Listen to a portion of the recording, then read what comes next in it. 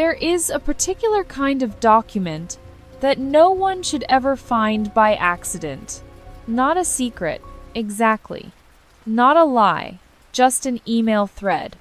A few paragraphs between two people who assumed they were having a private conversation. About logistics. About timelines. About what happens next. About you.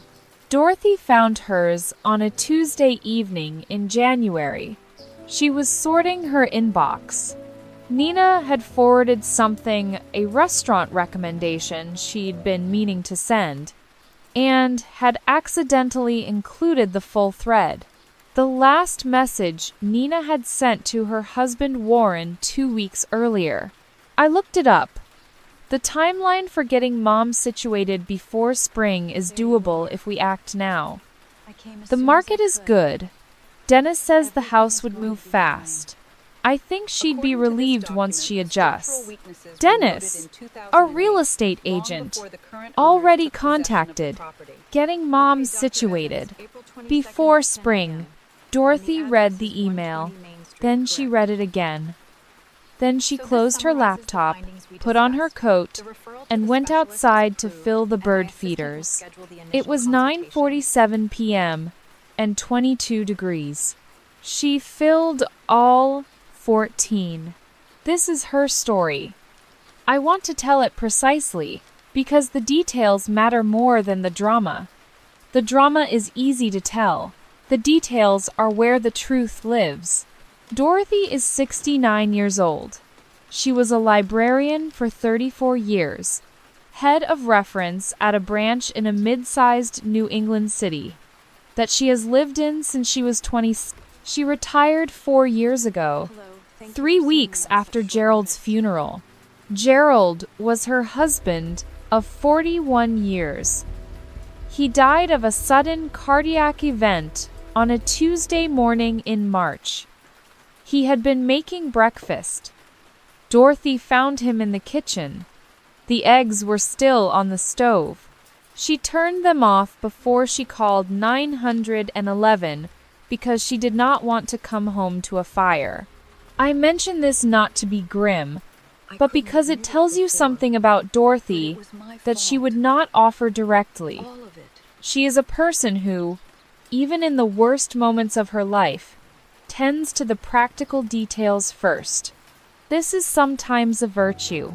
It is sometimes a way of not being present for the thing that is actually happening.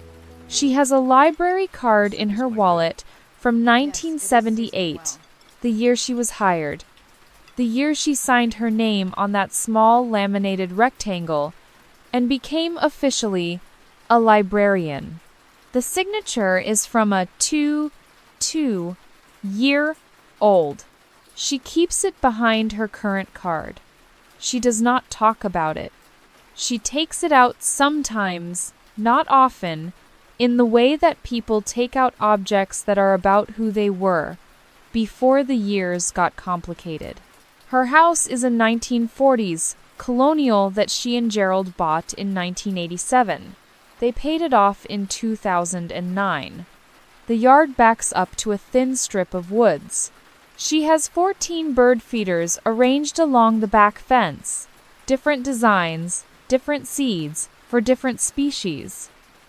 She has been doing this since Gerald died. He used to tease her about the first 2.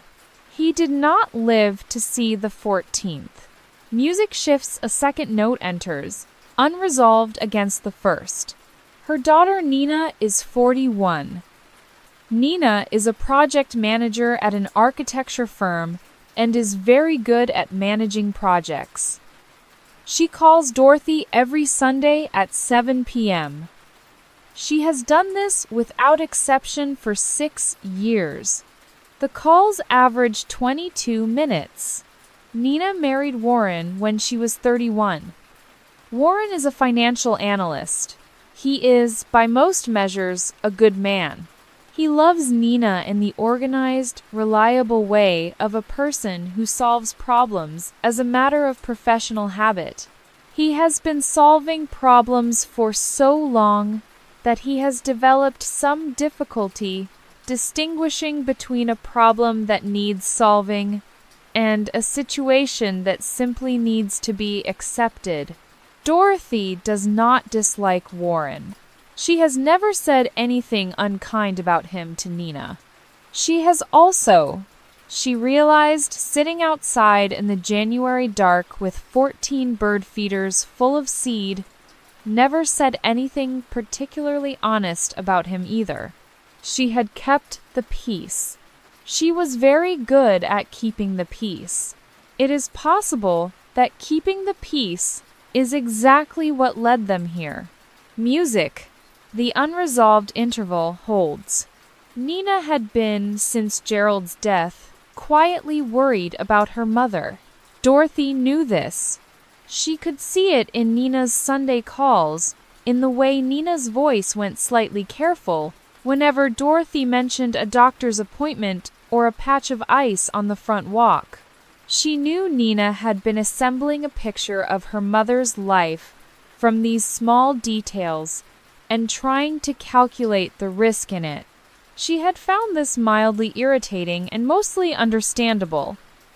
She did not address it because addressing it would have required saying, "Nina, you don't need to worry about me." And she was not entirely sure that was true. What she did not know, what she discovered on that Tuesday in January, was that the worry had become a plan. The email thread was 9 messages long. The earliest was from September, 4 months before Dorothy found it. Warren had initiated it. He had done research. He had names of assisted living facilities, cost estimates, a timeline. He had contacted a real estate agent named Dennis, who had told him the house would move quickly in the current market.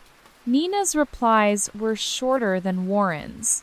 She said things like, "I think you're right," and "I just don't know how to bring it up," and "She seems okay, but," the "but" was never finished. Getting Mom situated, that was Nina's phrase, not Warren's, Nina's. Dorothy read the thread 3 times over 2 glasses of wine, which was unusual for her. Then she put the laptop away. She called her neighbor Ruth. Ruth arrived in 12 minutes, wearing a wool coat over her pajamas and carrying a greyhound named Albert on a leash. Albert entered the house with the quiet dignity of a dog who had been brought to other people's crises before and understood his role to be simply present. Dorothy read Ruth the email. Then she told her what she was going to do about it. Ruth made tea. She listened. When Dorothy finished, she said, "What are you going to do?" Not, "What are you going to do about it?" Just, "What are you going to do?" As if Dorothy still had a full life ahead of her in which to do things. As if this was simply the next item. Dorothy thought about that question for the rest of the night. She did not call Nina that night. She had learned, in 34 years of reference work, that the most important thing you can do before responding to a question is make sure you understand exactly what is being asked. She needed a few days to understand what was actually being asked of her here. On Wednesday morning, she called her doctor's office. Dr. Ferreira, a woman in her late 50s, who had been Dorothy's physician for 12 years, and who had, at every annual exam, gently pointed out that Dorothy's results were better than most of her patients 20 years younger. Dorothy made an appointment. Not because she was sick, because she wanted documentation. She wanted a record, signed and dated, of where she actually stood. The appointment was the following Monday. Dr. Ferreira examined her, answered her questions, and, at Dorothy's specific request, produced a written summary. Cognitive function within normal range for age. physical health excellent. No clinical concerns regarding independent living. Patient demonstrates strong self-care routines and social engagement. Dorothy thanked her, folded the letter, and put it in the manila folder she had started on Thursday. The folder also contained the name of an elder law attorney she had found through the Bar Association's referral service. She had made an appointment for the following week. She had also, on Friday, written a letter to the real estate agent named Dennis. A simple letter, on paper, signed with her full name. It informed him that she was the owner of the property he had apparently been discussing with her daughter's family. It informed him that the property was not for sale, was not anticipated to be for sale, and that she would appreciate a written acknowledgement that her file, if he had opened one, be closed. She sent it by certified mail. She did not tell Nina any of this. Music very quiet. A pause in the melody. I want to stop here and say something about what Dorothy was doing in those 9 days between finding the email and calling her daughter. She was not stewing. She was not composing a speech she would deliver in anger. She was gathering information the way a librarian gathers information methodically from primary sources before drawing any conclusions. She was finding out what was true, so that when she finally had the conversation, she would not need to raise her voice. She would just need to know what she knew. She went about her life during those 9 days in her exact normal way. She had coffee at 7 a.m. and filled the feeders at 7:30. She went to the grocery store on Thursday. She attended the book group she had been part of for 16 years on Friday evening. She called Ruth once to check in. She did not mention the email to anyone except Ruth. Sunday came, 7 p.m. Nina called, as she always did. They talked for 20 minutes about regular things. Dorothy let Nina talk. She listened. At minute 20, Nina said, "Well, I should let you go." "Nina," Dorothy said, "I need to talk to you about something. Are you free this week?" A pause. "Sure. Is everything okay?" "I'm fine. I'd like to do it in person. Could you come on Wednesday?" Another pause. Shorter. The pause of a person who has just felt a specific kind of dread and is already trying to calculate what it means. "Of course," Nina said. "I'll come Wednesday." Music. A third note enters, still unresolved, but fuller now, more present. Nina arrived Wednesday at 2 p.m. She came alone. Dorothy had not asked her to leave Warren at home, but she apparently had. Dorothy had made coffee and set out a plate of shortbread. The kitchen table was clean. The manila folder was on the counter behind her, not in view. This was deliberate. They sat down. Nina looked like she hadn't slept well. She wrapped both hands around her mug. "You got a forwarded email from me a couple weeks ago," Dorothy said. "The restaurant recommendation." Nina nodded. "I meant to send that ages ago. It had the other thread attached. Your conversation with Warren, about getting me situated before spring." The mug stopped moving. Nina set it down.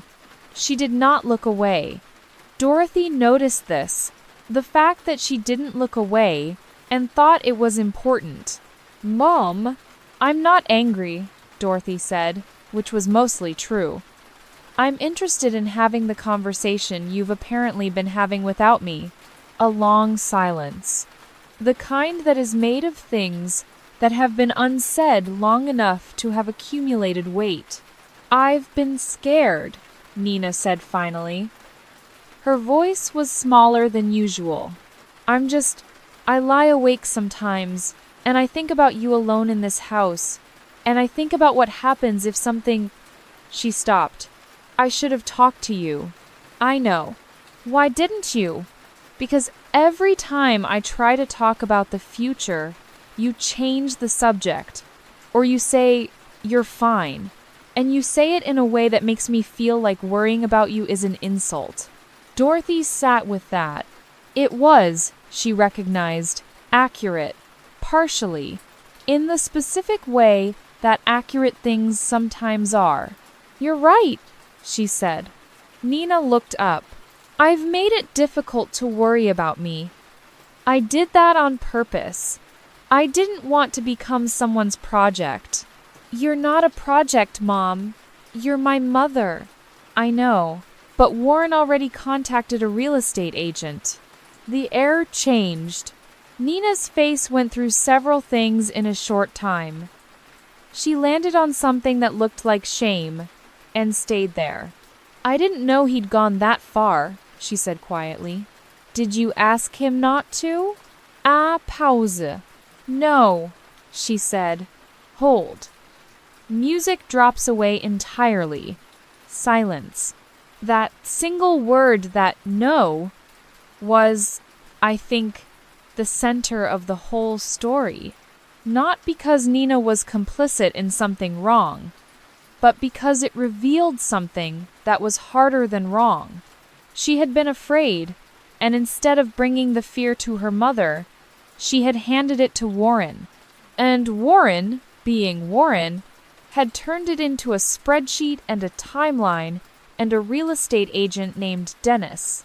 She had outsourced her love into someone else's logic.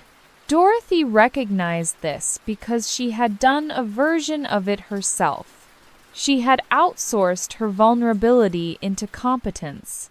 She had turned I might need help into 14 bird feeders filled at midnight in January because it was easier than saying to her daughter, I get scared too. Not often, but sometimes. They had both been managing around each other for years. The real conversation, the one they were finally, imperfectly having, was the one about what they actually needed from each other, not the one about the house. Dorothy picked up the manila folder from the counter.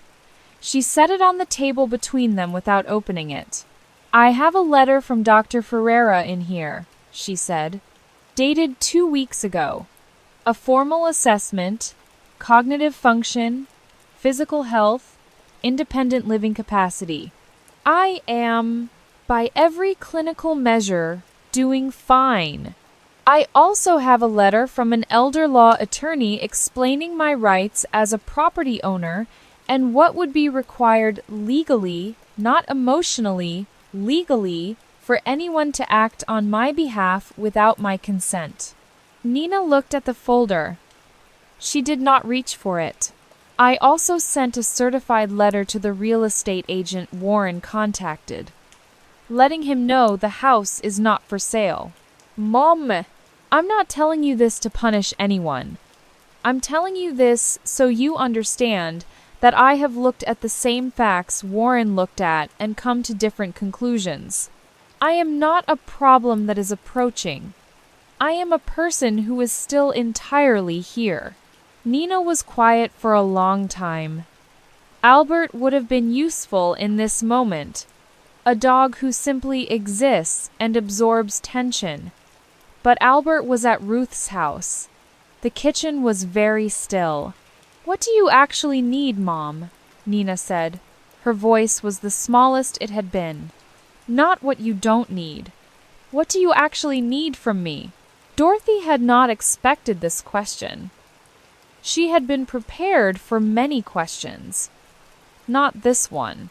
She thought about it. I need you to call me on Sundays and actually tell me something true, she said finally. Not just the safe things.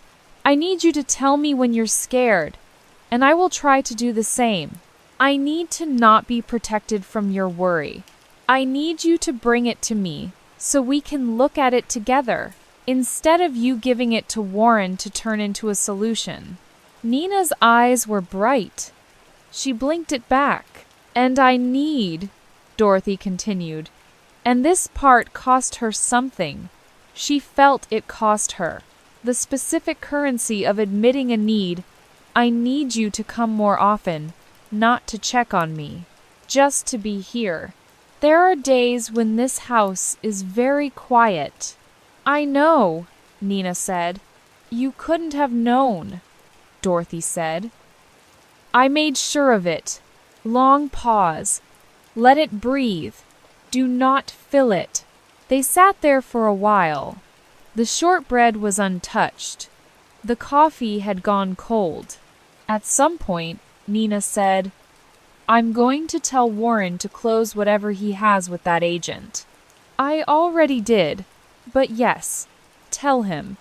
He was trying to help. I want you to know that. He was trying." "I know he was," Dorothy said. "Good intentions don't require my gratitude. They require my input." Nina almost smiled.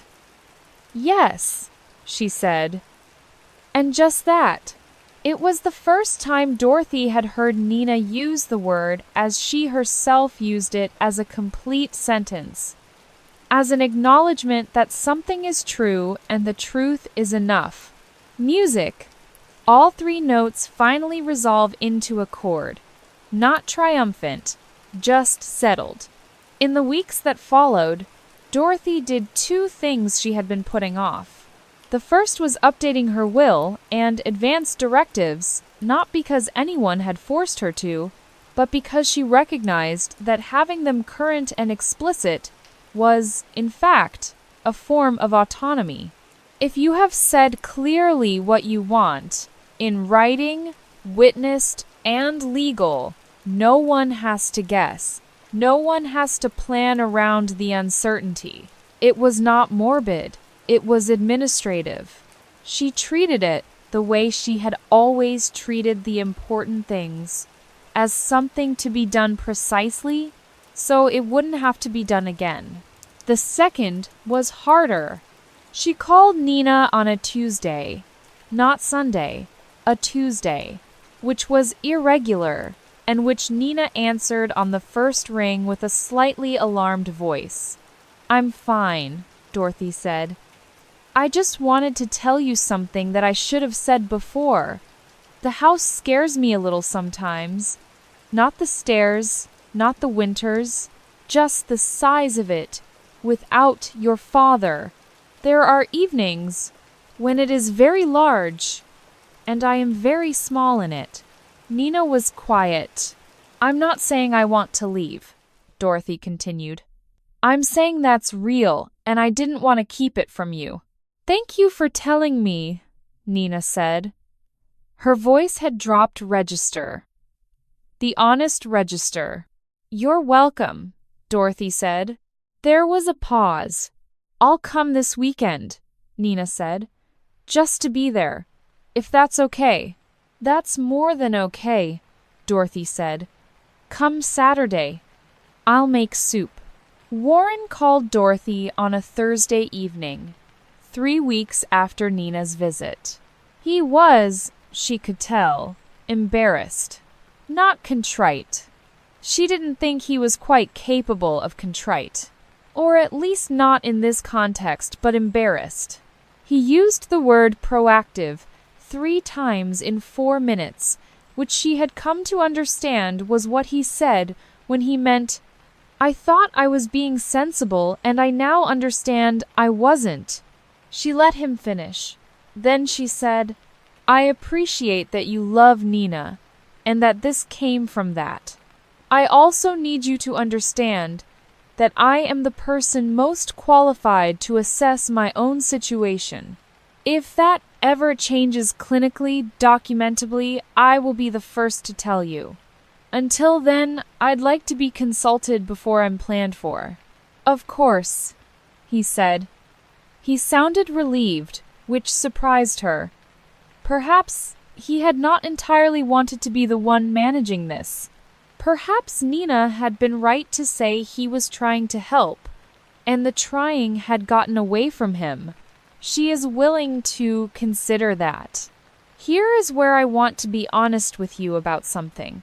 Dorothy's story has a resolution that feels clean, and I don't fully trust clean resolutions, including this one.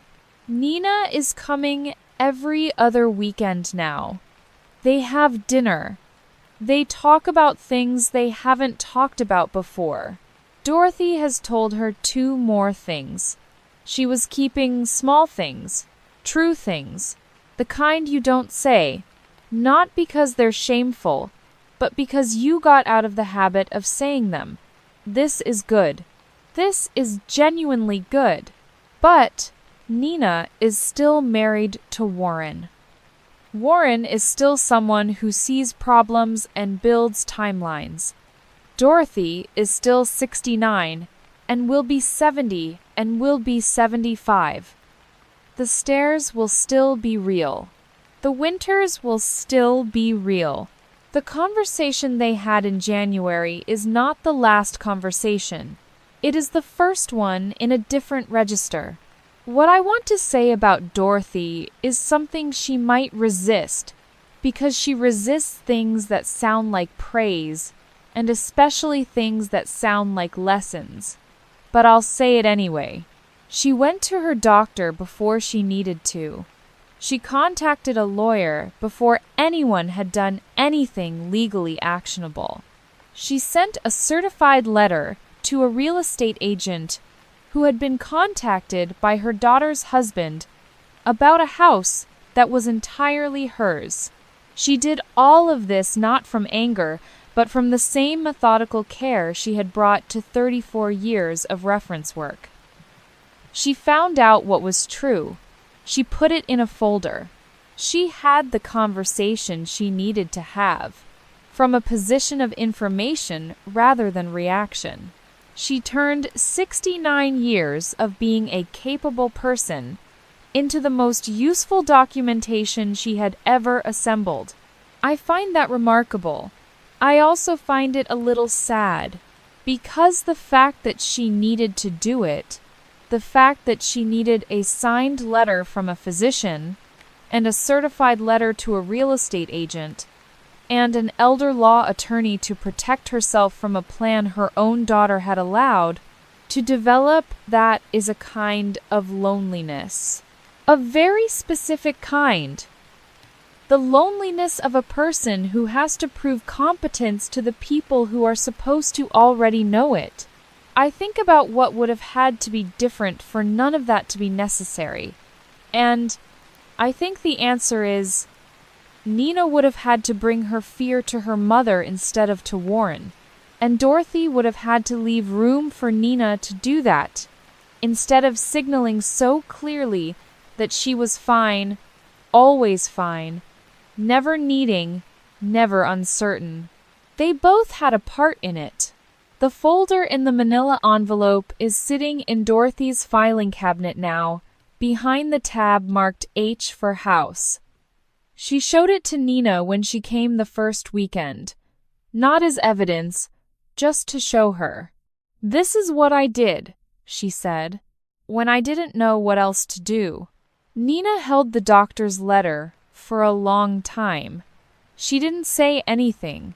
Dorothy watched her read it and thought, "This is a person who was afraid for me, and I made it very difficult for her to say so. Not an excuse. Just a thing she understood that she hadn't fully understood before."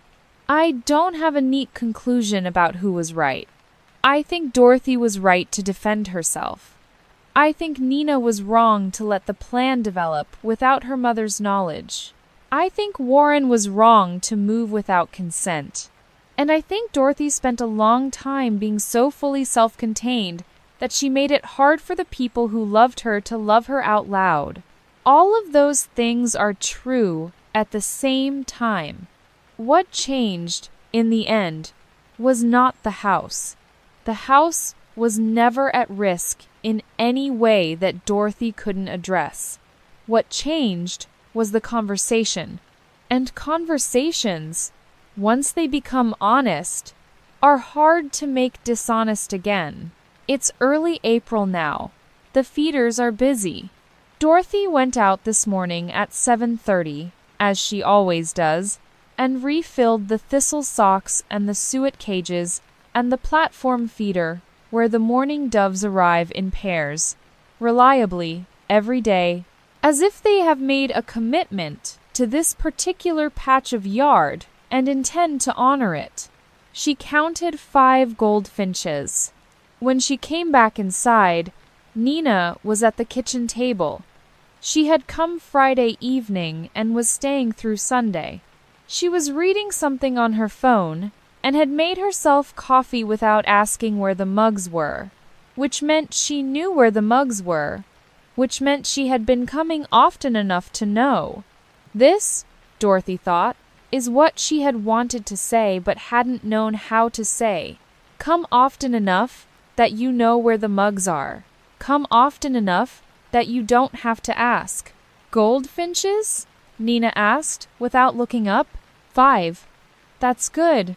It's excellent. Actually, Dorothy said. Nina smiled at her phone. Hold. Very quiet. Warren came for dinner last month.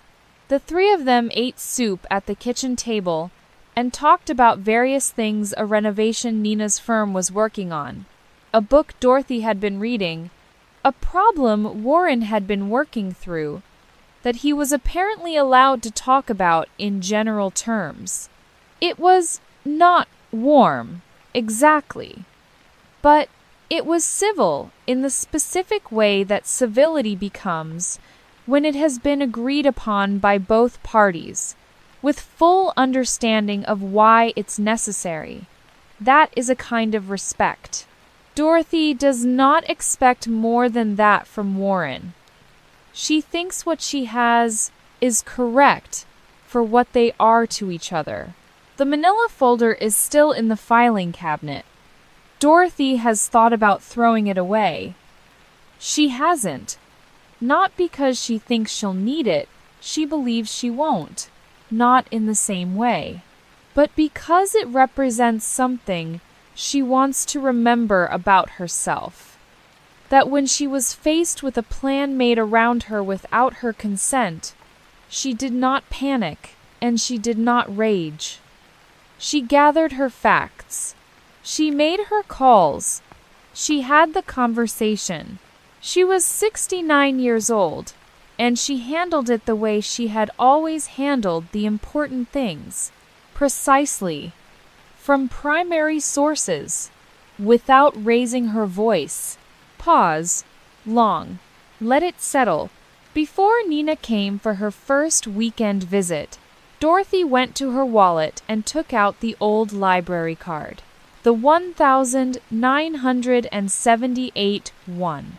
She held it for a moment, the slightly warped laminate, the signature of a 22-year-old who had just become what she was going to be. She put it in the front pocket of her wallet, in front of the current card. Not because anything had changed, because she wanted to see it more easily.